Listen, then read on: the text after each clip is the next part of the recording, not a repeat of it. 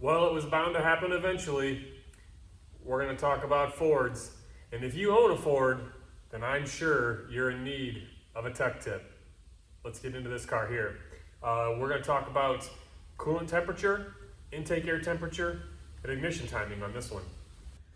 All right, here we are under the hood of this Mustang.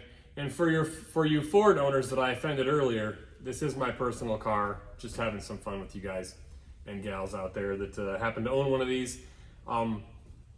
General setup here. This is a 2016 Mustang GT. This is the 5-liter Coyote. This particular Coyote has a couple small modifications that you may be able to tell if you know these cars really well.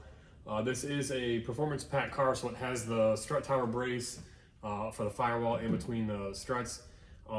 This does have what's roughly equivalent to Ford's Power Pack Level 3. This is a GT350 intake manifold, a GT350 intake tube. This is a GT500 airbox. Shout out to Levittown Parts that offers a kit to convert a GT350 airbox to a closed GT500 airbox. We can get more into that in a minute. But what I want to talk about today is making some small changes that can optimize what you already have.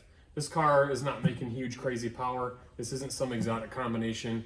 What we're here to talk about today is more about making the most out of what you have. These cars adapt ignition timing based on engine conditions, right? And so I've done some things to this car to try to minimize or lower operating temperatures in order to maximize the amount of ignition timing that the ECM feeds the engine.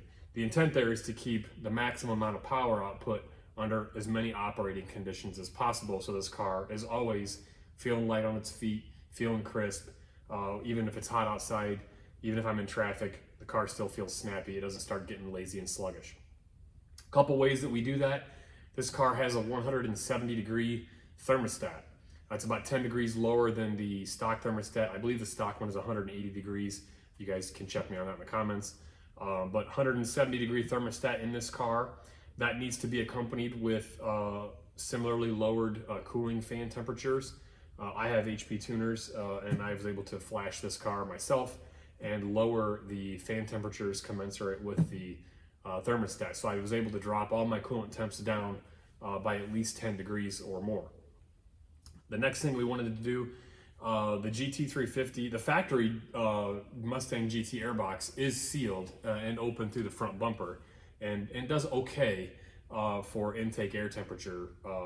But if you switch to a GT350 intake air filter housing like this car used to have, or any of the other aftermarket open element style air filters that are open to the engine bay, you're just sucking up all the hot air that's in the engine bay. Your intake air temperatures go up and ignition timing will be pulled in certain settings. If you're sitting at Wendy's in the drive-thru, or if you're sitting at a traffic light for a long time, those of you in hot climates especially know, you can watch the intake air temp on the dash just go right through the roof. It's nothing for these cars to be sitting in traffic and have intake air temps in excess of 110 degrees or more. And there's no reason for that when there's stuff like this out there. So I did convert this to the GT500 style air filter housing. So the air filter is sealed from the engine bay heat, draws air from behind the front grill here, and I saw a dramatic drop in intake air temps, especially while at rest, compared to the factory GT350 style air filter housing. What do all those do for us? Again, it keeps the car crisp. My intake air temps, they will rise eventually if the car sits in traffic, but they rise much, much, much slower. And my coolant temps generally stay between 10 and 15 degrees cooler than factory at pretty much all times. This allows the engine to make the most use of all the ignition timing that it can take. I do run premium fuel in this car as well. And this car definitely, compared to stock, definitely is a little more lively even after it's gotten a little warmer outside, or if it has had to sit in traffic, it doesn't get lazy at all. So just a couple small tips there for you guys. These are small things. They're not going to completely change the world, but they're inexpensive. They're easy things to do that I think kind of sharpens these cars up a little bit.